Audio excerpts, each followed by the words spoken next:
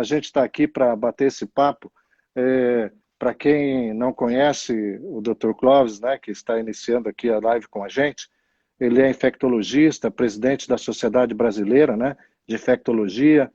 Eu tenho que te dizer, né, doutor, porque as pessoas que ainda não conhecem, que a da autoridade que você é no meio, do respeito que todas as pessoas têm pela sua posição, pelo seu trabalho, admiração que todos têm por você, preciso deixar isso claro, porque quando logo que anunciei a sua live, que a gente divulgou nas redes, eu recebi inúmeras ligações. Não, ele é meu médico, como o Colim, por exemplo, como a Ângela Hernandes, como o doutor Davi, que te conhece, todo mundo conhece, nossa, o doutor Clóvis, enfim.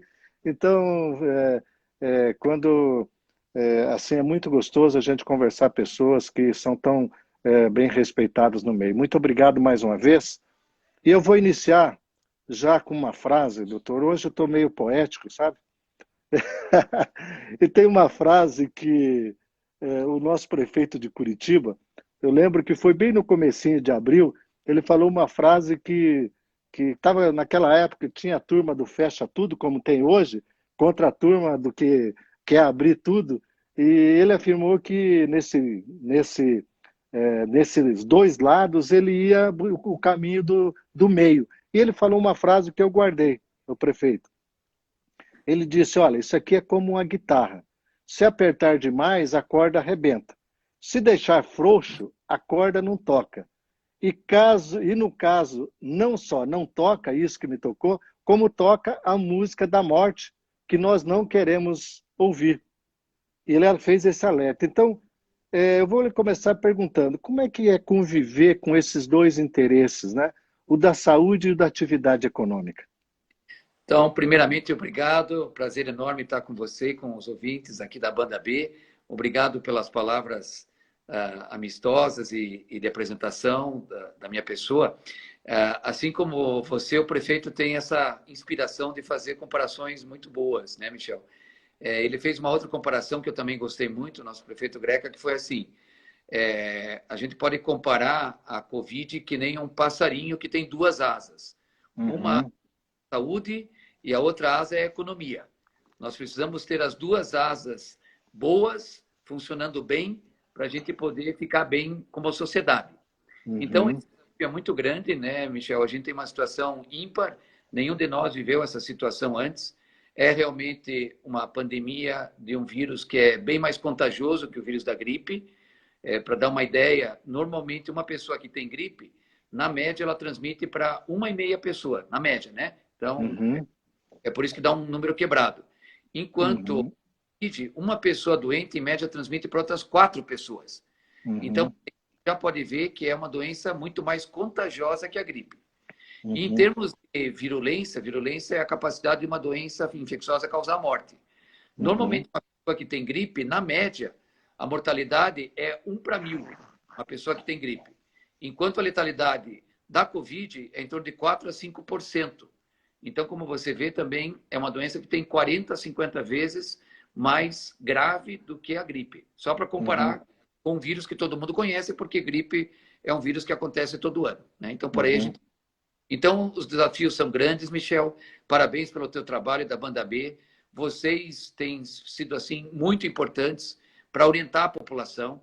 E obrigado pela oportunidade que você me dá da gente poder também compartilhar com os nossos ouvintes todas as informações importantes que, às vezes, Michel, a gente pensa que todo mundo já está sabendo da É. importância de usar máscara, né? Máscara correta, tampando a boca e o nariz. A gente vê pessoas com máscara no pescoço, né? A importância da higienização das mãos, a importância de manter o distanciamento físico, o distanciamento social de 1,5 metro, como foi estabelecido aqui em Curitiba. Essas 3 regras de ouro, Michel, é que nós, Uhum. sociedade, se todos nós fizermos, a gente vai conseguir vencer. Realmente Então, você tem razão, nós estamos vivendo a pior semana da pandemia. A sim. semana passada tinha sido a pior, e essa está sendo pior do que a anterior. Então, o número de leitos de UTI tem ficado cada vez mais escasso. Felizmente, não chegamos no caos, né? O gestor Uhum. de saúde, a secretária municipal de saúde, o prefeito tem feito um aumento rápido do número de leitos, ampliado vários hospitais para evitar que aconteça isso. Mas nós precisamos da população, Michel. E eu queria aproveitar toda a audiência que você tem, a Banda B tem, para a gente realmente contar com todos os curitibanos, para cada um fazer a sua parte. Nós temos que imaginar que nós vivemos em sociedade.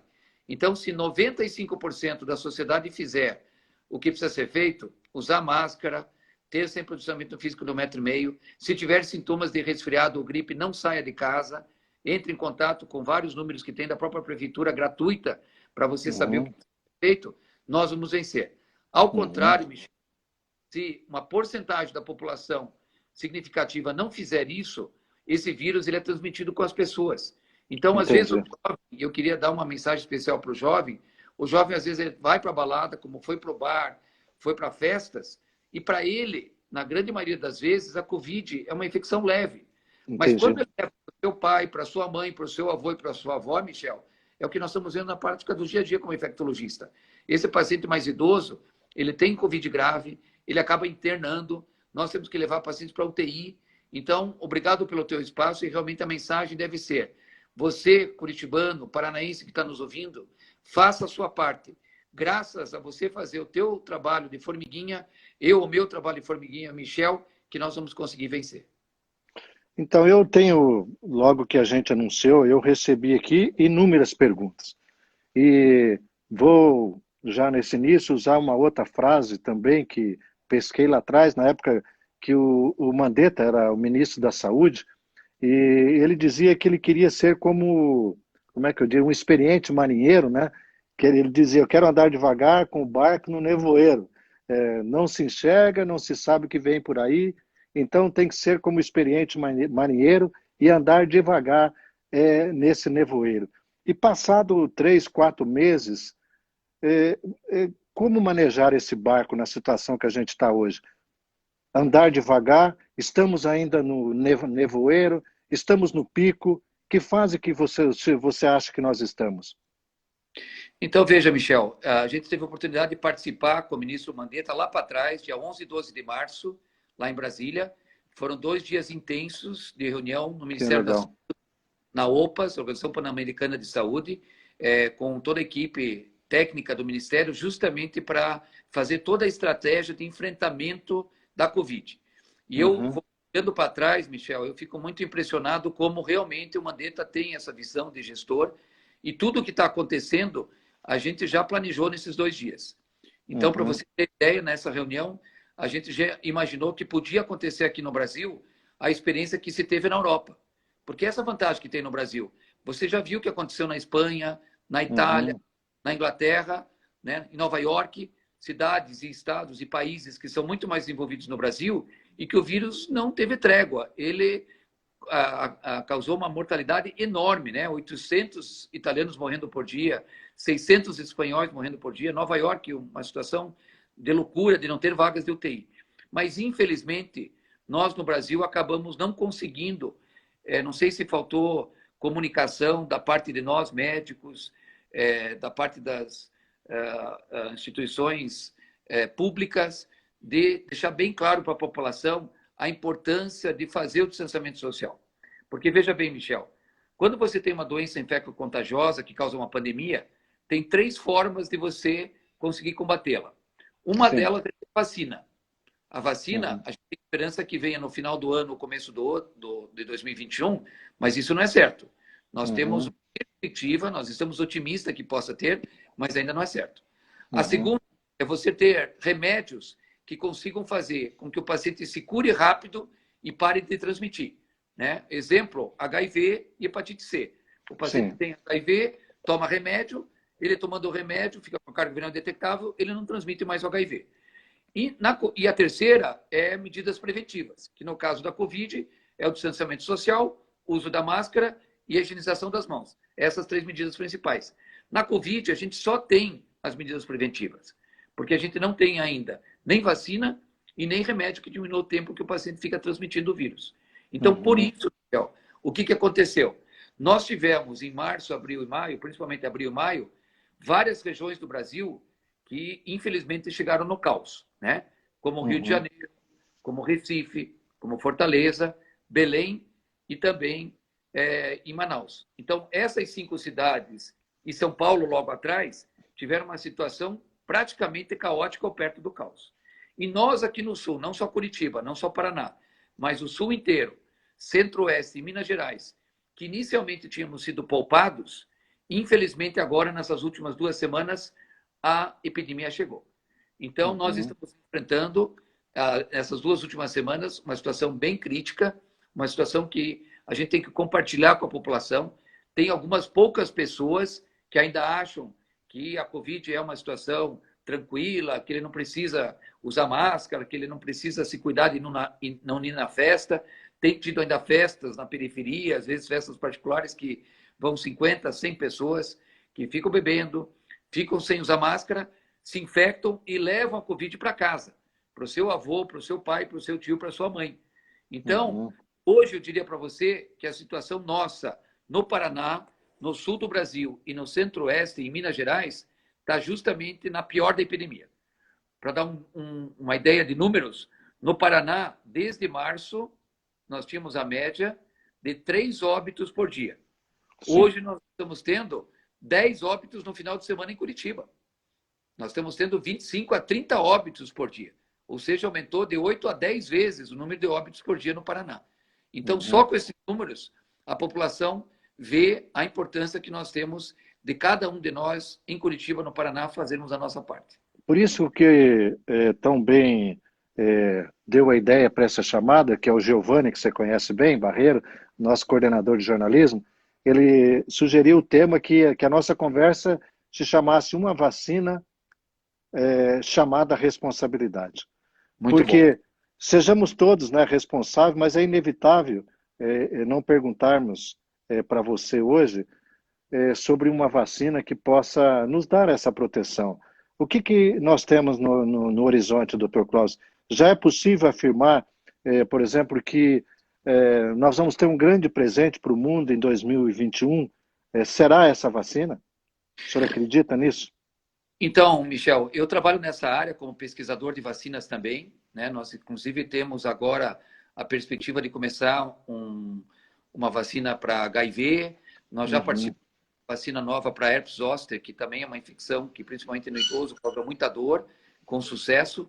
Então, só para dar para o nosso ouvinte uma ideia de vacina, a vacina, ela primeiro é estudada em 3 fases de pesquisa clínica. A primeira fase, você testa em adultos saudáveis para ter certeza que essa vacina não cause mal. Ter certeza que não causar nenhum problema neurológico, cardiológico, pulmonar e nenhum no sistema imune. Nessa primeira fase, várias vacinas da Covid foram bem. Então, nós temos pelo menos 10 vacinas que se mostraram seguras para ir em frente. É mais ou menos, Michel, como se fosse um campeonato de futebol que tem que passar 3 fases para chegar na final. Então, várias, pelo menos 10, passaram essa primeira fase. Na segunda fase, em média, numa vacina, a gente coloca em torno de 800 pacientes, entre 600 a 1.000. 400 deles recebem a vacina e 400 recebem o que a gente chama de placebo. Placebo é uma vacina que não tem nada nela, que é justamente para ter ideia. Aquele que recebeu o placebo, saber quantos vão ter dor. Porque daí a dor é da picada, não é da substância que tem na vacina. Então, isso a gente chama de grupo controle, que são as pessoas que vão receber a vacina. Então, se tiver algum efeito colateral que aconteceu no grupo placebo e aconteceu igual na vacina, sinal que não é da vacina, sinal que é só para injeção, tá? E 2 dessas vacinas da Covid, nessa fase, chamada fase 2, elas tiveram 90% de proteção. Que bacana. Então, 90% de proteção para uma vacina, especialmente para a Covid, que é uma doença nova, uma pandemia, Michel, é muito bom. Só que, para você ter uma ideia, na fase 3, que é a última fase antes da gente comercializar a vacina, em vez de 800 pacientes, a gente coloca em média, a gente que eu digo a medicina, entre 40.000 pacientes a 50.000 pacientes. E é isso que está sendo feito. Então, tem 2 vacinas que já tem brasileiros sendo incluídos. Uma, que é uma vacina chinesa, que ela fechou um acordo com o governo de São Paulo. Então, vários paulistas, pessoas saudáveis, estão sendo convidadas para participar dessa vacina. E a outra é uma vacina inglesa, da Universidade de Oxford, que estão sendo pacientes convidados em São Paulo e no Rio. Essas 2 vacinas não foram trazidas para o Paraná, por enquanto, pelo menos. Tem outras até talvez eu participar, mas nesse momento ainda não está certo. Então, essas duas vacinas, só para dar uma ideia para o nosso ouvinte da banda B, elas estão na fase 3. Então, se a fase 3, que está prevista para acabar entre agosto e setembro, confirmar o bom resultado da segunda fase, né? E vocês que têm uma equipe de esporte muito boa, é como se fosse um campeonato de futebol, Sim. um time muito bom na segunda fase, e você tem a perspectiva de ir bom na terceira, e eu sei também que você gosta muito de futebol, Michel, a gente tem a chance, talvez, em agosto ou setembro, de ter essa vacina pronta para ser fabricada a nível industrial. E aí vem a boa notícia. Uma dessas vacinas, já existe um acordo com uma empresa inglesa, que chama AstraZeneca, que ela tem a capacidade, pasme, Michel, de produzir 1 bilhão de doses até o final do ano. Vou repetir, 1 bilhão de doses até o final. Só uma das vacinas. Né? Uhum. Então, o que é a mensagem que nós devemos dar hoje para o nosso ouvinte? Que existe o otimismo, a expectativa, a perspectiva da gente poder ter uma vacina até o final do ano. Claro que daí entra uma segunda parte daí de conversa, né, Michel? É quando que ela vai vir para o Brasil, se o Ministério vai comprar, quanto que vai comprar, para quem que ele vai distribuir, etc. É uma segunda parte que cabe mais ao Ministério como gestor público nacional. Mas para dar uma ideia para o nosso ouvinte, existe sim uma perspectiva da gente ter a vacina ou para o final do ano ou para o começo de 2021. A ideia é assim, na fase 2, já 2 vacinas foram muito bem. E na fase 1, 10 vacinas foram bem. Então é como um campeonato de futebol. Já 2 delas passaram para a terceira fase. Será que elas vão ficar na final? Tomara que sim. E também nesse período pode aquelas que ficaram na repescagem também conseguir melhorar, né? Perfeito. Tem essa também. É aí que eu chamo a atenção da população. Quer dizer, nós possivelmente vamos ter essa alternativa das vacinas. Quer dizer, o que nós temos que fazer agora? Se cuidar, né? Exatamente. Trabalhar nessa prevenção. Isso eu às vezes não entendo muito porque que as pessoas não entendem esse passo. Eu sei, está todo mundo cansado, né? Vivendo esse tempo, mas é um período que a gente tem que passar. Eu queria também trabalhar com uma questão que me chamou a atenção, que é o lado de lidar com o psicológico. Eu até, semana passada, entrevistei o Dr. Bruno aqui, ele trabalha numa unidade de saúde, para ver como é que está o médico na linha de frente, né? E lidar com o psicológico nesse momento para os médicos, né? Não só os médicos, as recepcionistas, técnicos de enfermagem, as enfermeiras, enfim, todos os profissionais de saúde, fisioterapeuta, também está difícil, especialmente nessa semana, onde aqui em Curitiba faleceu aquele jovem doutor, né, de 33 anos, que morreu pelo Covid, né? Eu acho que isso, com relação ao lado psicológico dos profissionais de saúde, abala um pouco, né, doutor? Então, Michel, primeiro eu queria assim aproveitar também a oportunidade, né, de transmitir para todos os nossos ouvintes muita força, tenha paciência, né? Eu não sei se você lembra, né, Michel, quando a gente era criança, na nossa infância, lá década de 70, tinha um boneco de plástico, e quem tem mais de 50 anos, como nós dois, vai lembrar, chamado João Bobo, que era um boneco de plástico de 1 metro, que a gente ficava dando pancada nele, ele caía e voltava. É verdade. E voltava. Lembra desse boneco? Sim. Isso, o que eu quero dizer com isso? É a resiliência. Resiliência, Michel, é essa capacidade que todos nós temos que ver e temos que desenvolver, de às vezes levar pancada no bom sentido na vida e saber levantar. Então, essa Covid está pancada em todos nós, né? Sim. As pessoas têm que ficar em casa, temos que ter uma preocupação com nossos avós, com os nossos tios, com os nossos parentes, com os nossos pais. Dá uma ligadinha para o avô, para a tia mais idosa, para a mãe, para o pai, dá uma força para ela, porque ela às vezes tem que ficar isolada mais do que nós. Exatamente. O jovem, que sempre é natural, gosta de sair, ver os amigos, ir para a festa, fique um pouquinho mais, aguente um pouquinho mais. Então, entre aspas, desculpe, Michel. Você acha que a desobediência sobre essas orientações de prevenção, constatada às vezes por alguns estabelecimentos nas últimas semanas, ou até por essa questão do jovem, agravou esse quadro de risco diante da pandemia, ou ele iria acontecer mesmo? Então, nós tivemos até algumas conversas com vários representantes da sociedade organizada, né, Michel, da parte científica, como o presidente da Sociedade Brasileira de Infectologia, que a gente tem falado para eles, olha, vão se preparando, porque, na realidade, na hora que o bar abrir, não é só o dono do bar, como o seu frequentador, tem que estar seguro lá dentro. Então, não dá para você fazer o que você fazia antes no bar, que era você chegar, ficar próximo das outras pessoas, né? Tá bebendo, às vezes, do copo da outra pessoa, tá falando pertinho da outra pessoa. Então, você vai ter que... Obviamente, não dá para beber com máscara, mas vai ter que ter uma proteção de acrílico entre uma pessoa e outra. Uma mesa vai ter que ir no meio da outra mesa.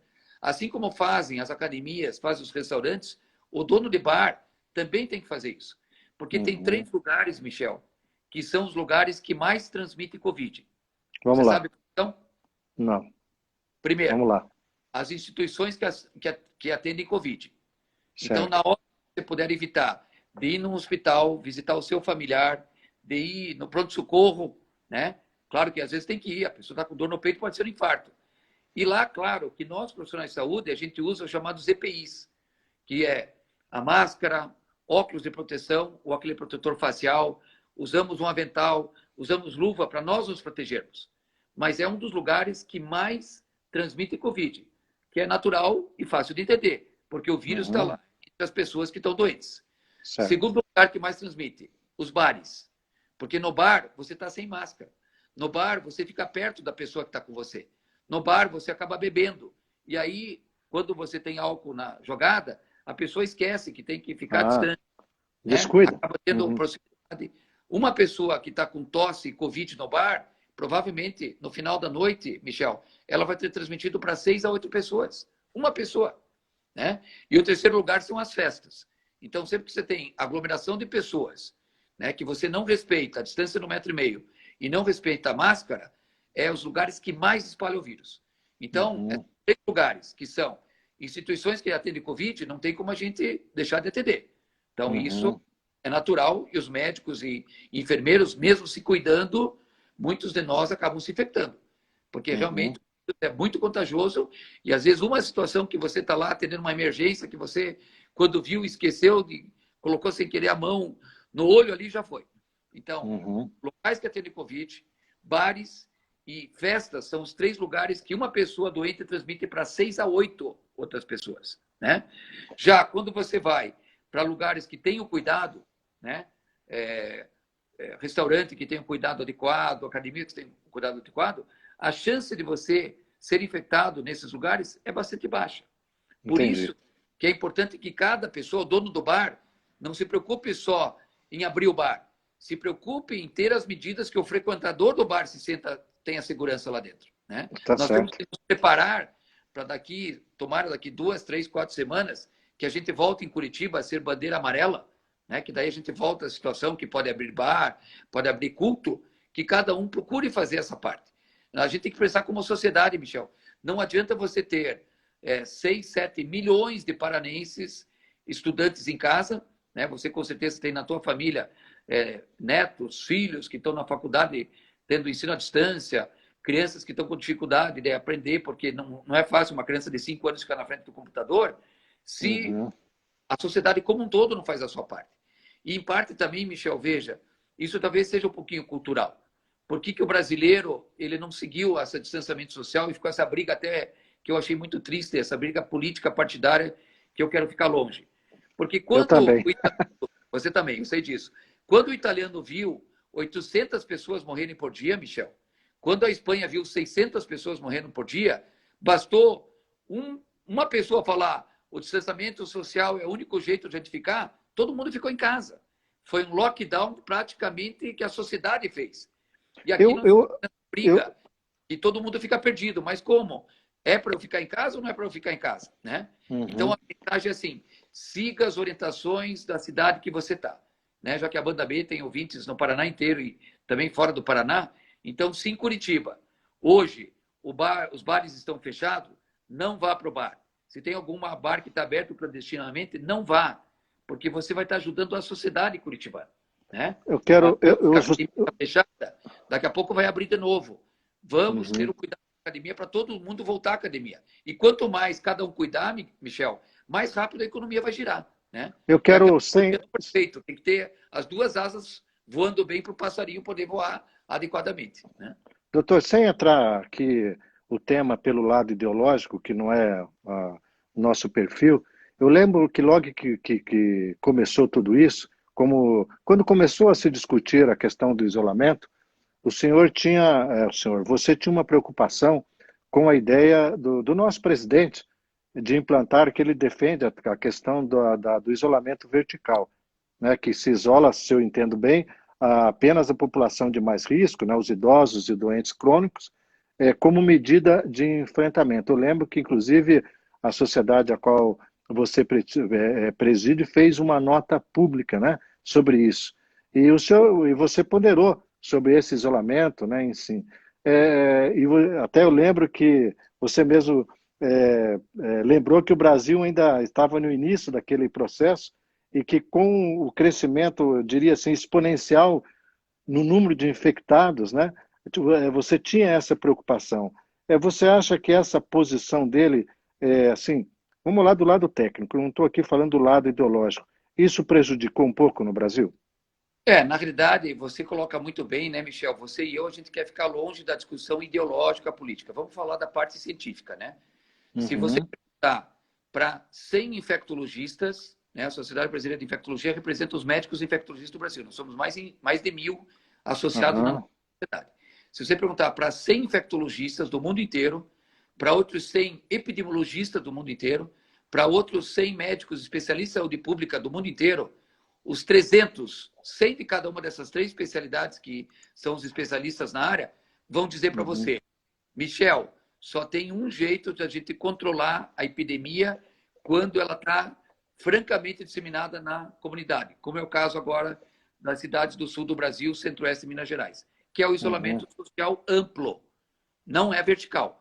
Vertical vai ser, Michel, talvez lá em setembro, quando a gente passar a ter 1 ou 2 casos de morte no Paraná por dia. Né? Na hora que o vírus disseminou, o vírus só circula com as pessoas, Michel. Então, na hora que tem, né, as pessoas aglomeradas em bares, em festas, o vírus vai se espalhar. E aí, em média, 4 a 5% das pessoas que têm a Covid vão falecer.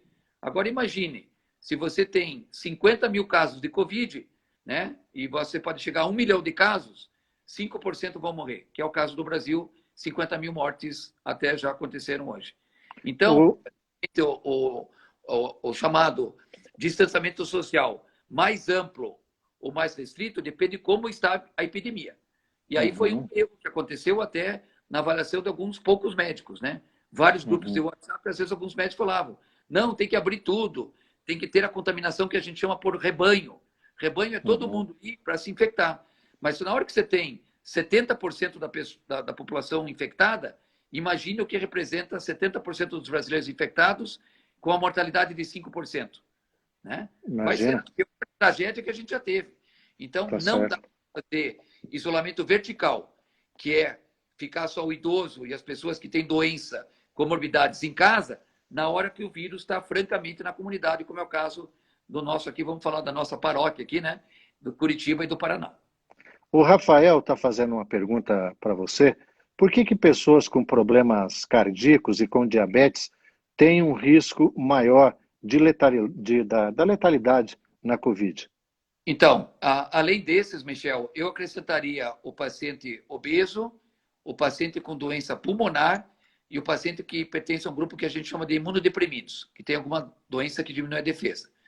Vou incluir mais uma coisa para você completar, que inclusive é de um paciente seu, que é o Chico, Francisco Colim, que tem, como eu, o sangue tipo A. Isso também influencia? Então, o tipo A, Michel, hoje tem um trabalho que sugeriu que talvez isso pudesse ser um fator de risco, mas eu diria para você que é pouco provável. Na prática médica, a gente está muito mais preocupado com o paciente idoso, com o paciente hipertenso, broncopata crônico, às vezes que fumou a vida inteira e tem enfisema de pulmão, e com imunodeprimido, que às vezes tem um câncer, uma quimioterapia. Nesses pacientes não é só com Covid, sabe, Michel? Esses pacientes, de modo geral, quando eles têm qualquer virose, vale para gripe também, eles têm uma chance maior de ter o que a gente chama de sepsis. Sepsis é quando uma infecção causa problema em vários órgãos. Então, mesmo que a COVID acometa o pulmão, esses pacientes que têm a COVID grave, muitas vezes eles vão ter problema no rim, alguns deles até vão precisar de diálise, alguns deles vão ter problema de coagulação, alguns deles vão formar trombo, que é coágulo no pulmão, outros vão ter problema neurológico. Então, esses pacientes chamados de grupo de risco, eles têm uma situação do seu organismo de poder ter uma sepse, que é quando existe uma alteração de vários órgãos. Por outro lado, vamos falar de coisa boa também, Michel. Claro. As crianças, Michel, quase sempre têm uma doença leve. A criança é impressionante. Várias crianças que tiveram Covid, é como se fosse para elas, sim, entre aspas, um resfriadinho. Tem uma tosse, garganta, às vezes febre um dia e já está brincando, sassaricando. Então, a notícia boa é que a Covid para crianças geralmente é uma infecção leve. Né? Claro, não podemos dizer que nenhuma criança vai morrer. Já teve até uma criança lá no Pequeno Príncipe que tinha uma doença neurológica grave e faleceu lá um mês passado, mas as crianças que normalmente têm uma saúde adequada, elas têm uma doença leve. Então, essa é notícia boa também. Tem um estudo da Universidade Federal do Paraná que tem apontado que as regiões sul e centro-oeste, como até você já colocou, que são os novos epicentros da doença no Brasil. E Minas Gerais. Minas Gerais também.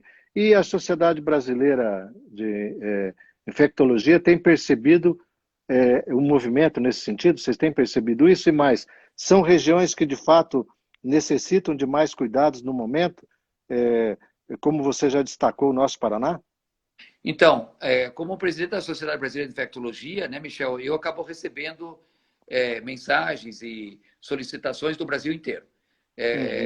Corroborando o que você me perguntou, eu falei com até um amigo meu, que até é um professor muito querido lá em Uberlândia, né, como vocês sabem, no interior de Minas Gerais. Conheço, que ele falou, Clóvis, a gente abriu 10 leitos de UTI de ontem para hoje.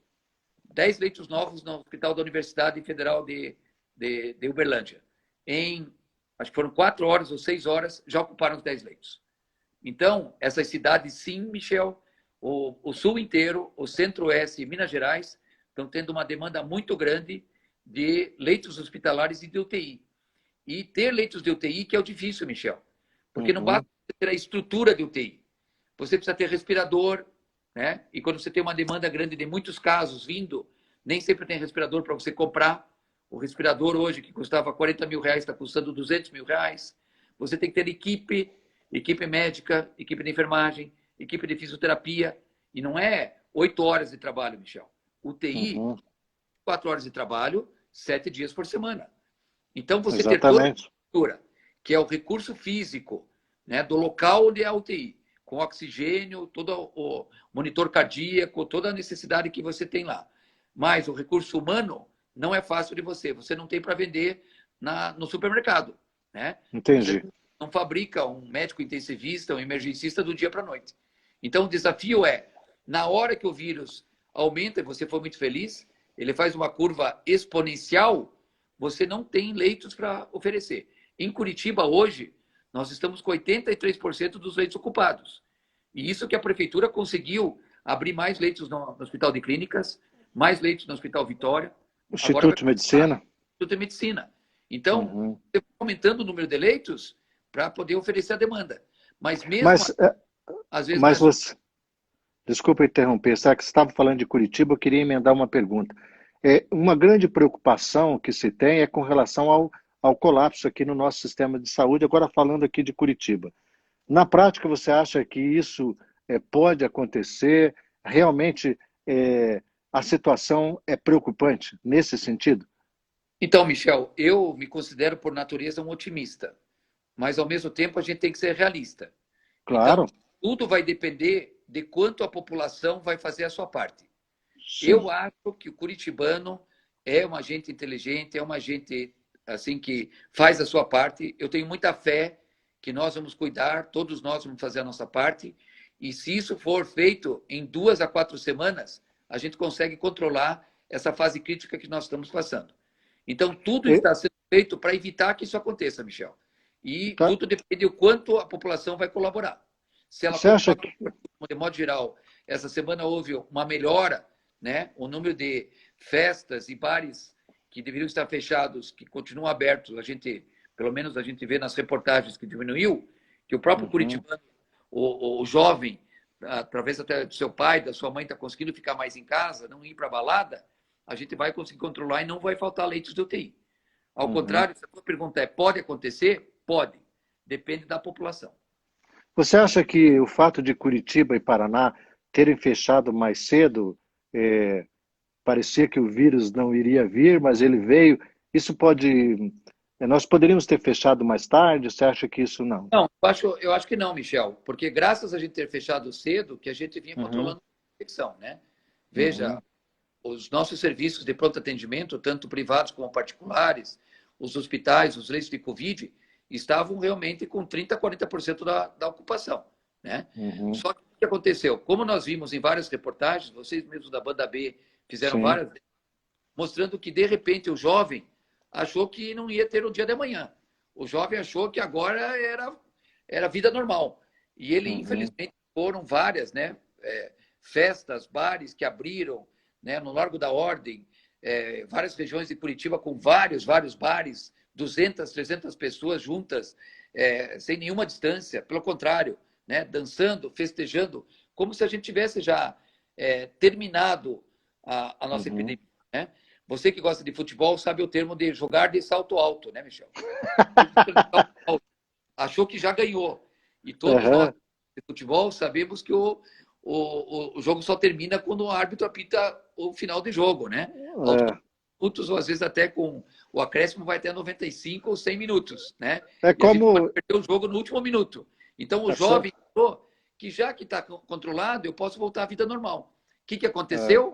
Esse jovem se infectou, Michel, e esse jovem levou a doença para o seu pai, para sua mãe, e acabou, infelizmente, muitos desses vindo a falecer, muitos desses internando no hospital.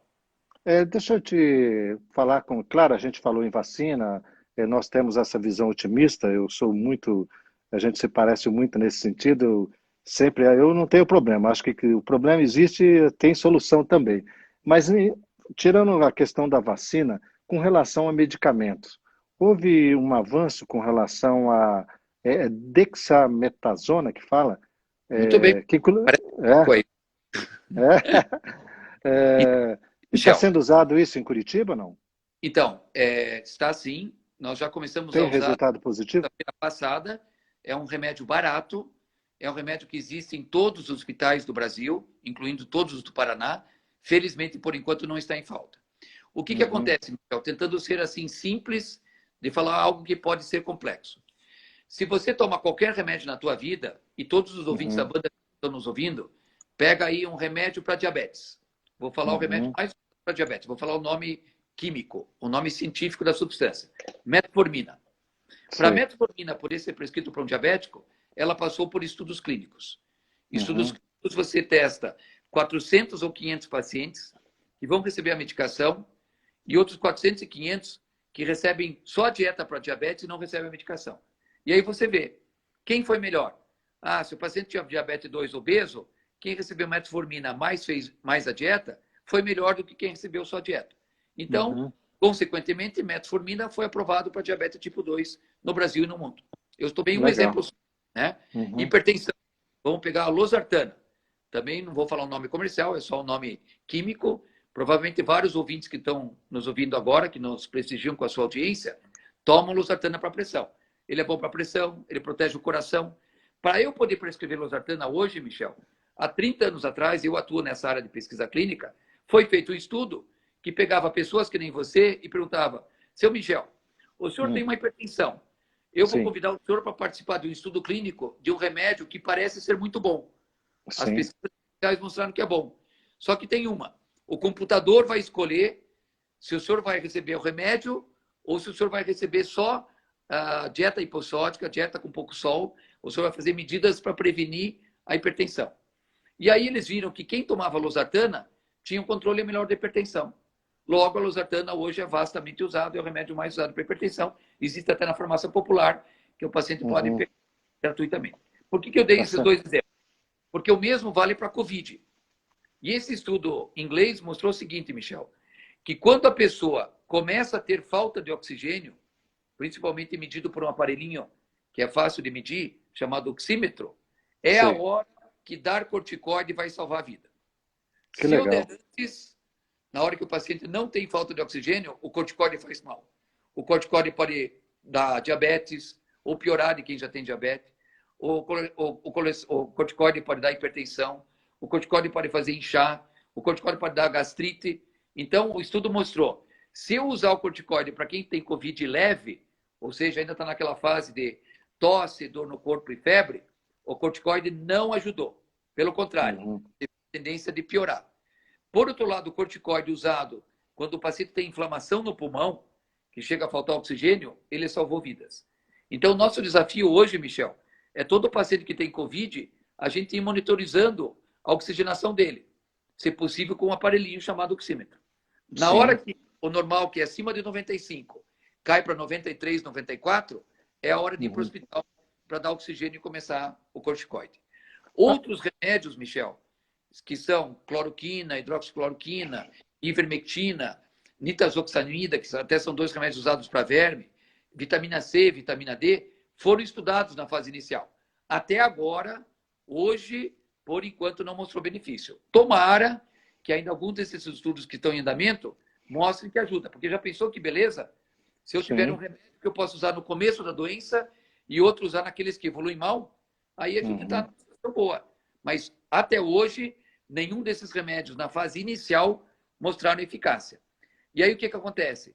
Nós hoje vivemos uma situação que, por um lado, é muito bom, né, ter a rede social ampla, vários de nós estão nos prestigiando aqui em casa, tranquilos, e podem ouvir a hora que quiserem as informações, mas também o que aconteceu? Hoje, com o WhatsApp, qualquer um pega e grava lá.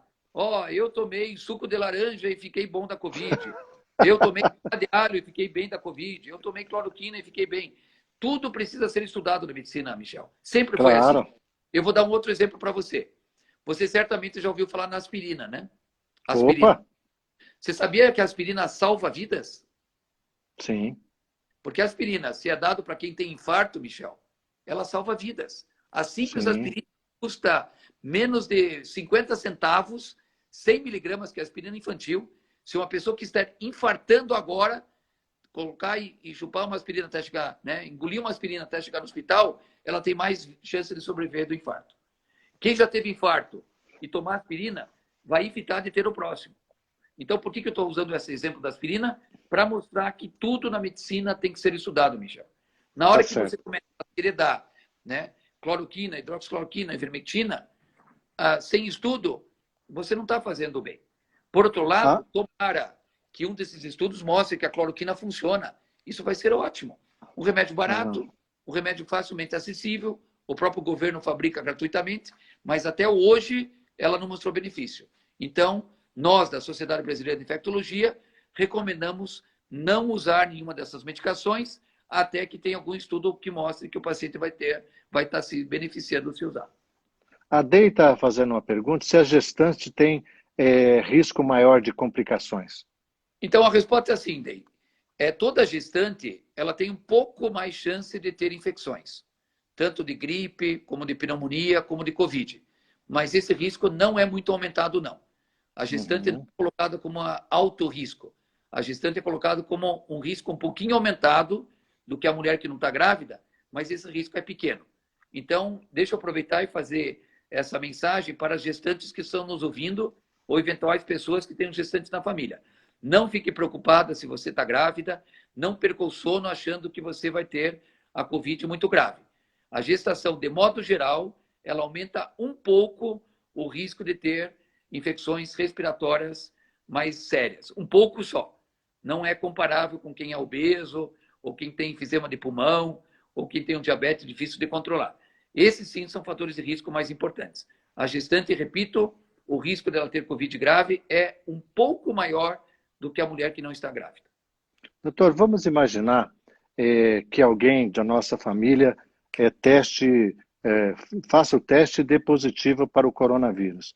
Como é que a família tem que lidar com isso? Porque a pessoa ela fica isolada em um quarto por 14 dias. Como é que Perfeito. a família tem que lidar com isso? Então, muito boa pergunta, é bem prática, né, Michel? Então, Sim. toda pessoa que tiver sintoma de resfriado ou gripe, ou seja,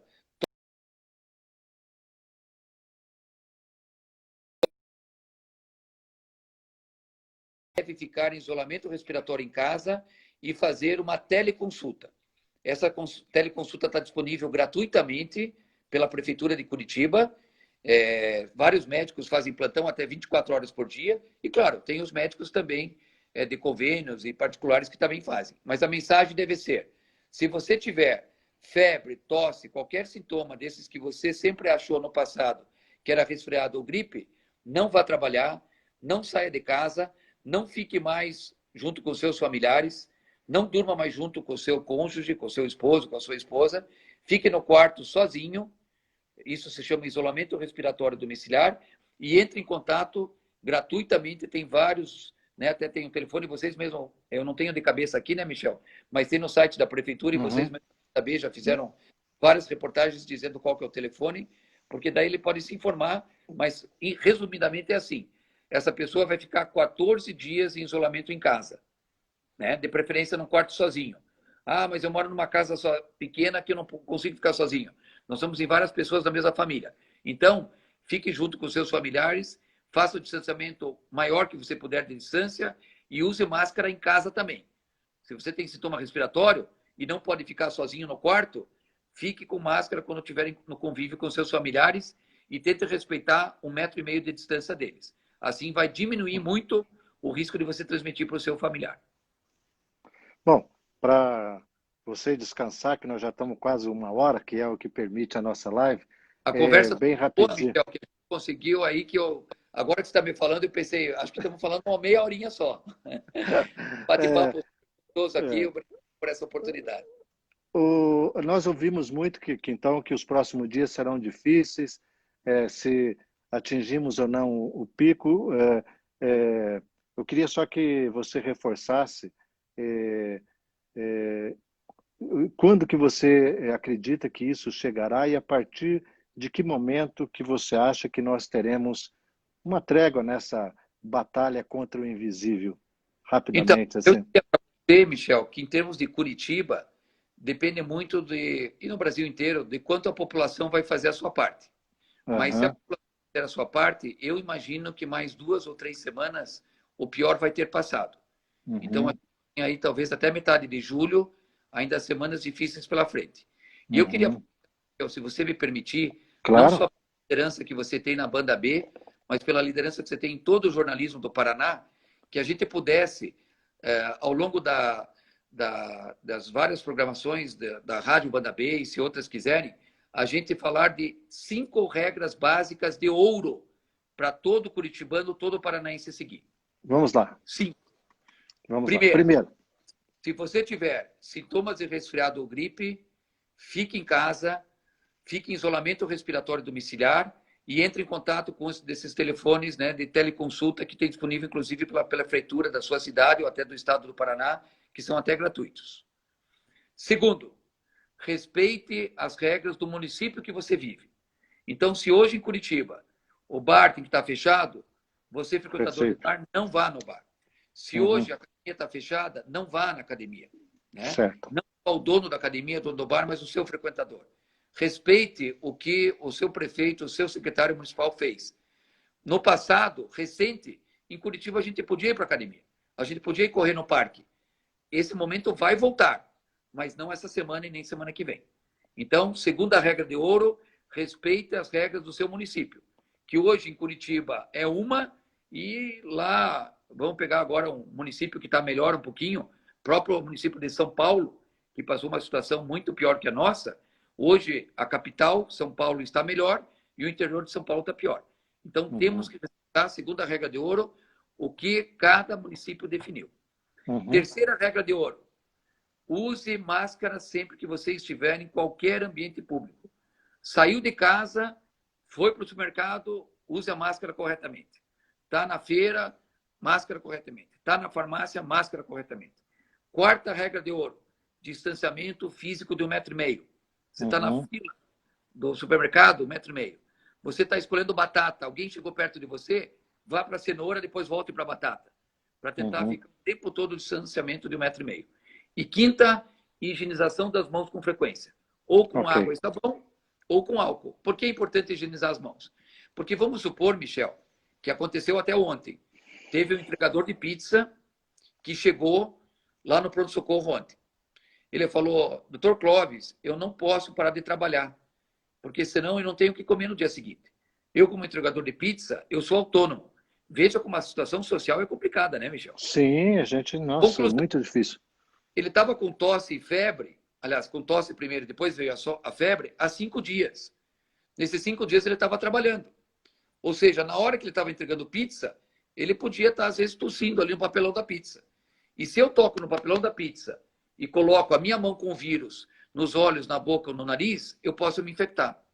Por isso que a higienização das mãos faz com que, ao eu colocar a mão no meu nariz, sem querer, ou no olho, na boca, se eu higienizei as mãos, o vírus foi embora. Entendi. Você entendeu? Então, por isso que esse vírus é transmitido por gotículas respiratórias, e aí a máscara ajuda. Você usando máscara de pano, Michel, e eu falando com você, a tua máscara me protege. E eu usando a máscara de pano, eu te protejo. Então, nós dois conversando, mesmo que você seja uma pessoa que eu não conheço, e a gente está lá na fila do supermercado, né? Não é o nosso caso que a gente se conhece, mas algumas duas pessoas que não se conhecem, com 1,5 m, as duas com máscara, mesmo que a pessoa tenha o vírus, ela não vai transmitir. Porque esse distanciamento de 1,5 m e uso de máscara evita de transmitir por gotículas respiratórias. E ao fazer a higienização das mãos, se eu encostei em alguma superfície que tinha o vírus, ao higienizar das mãos, o vírus vai embora. Então, repetindo, 5 regras de ouro. 1.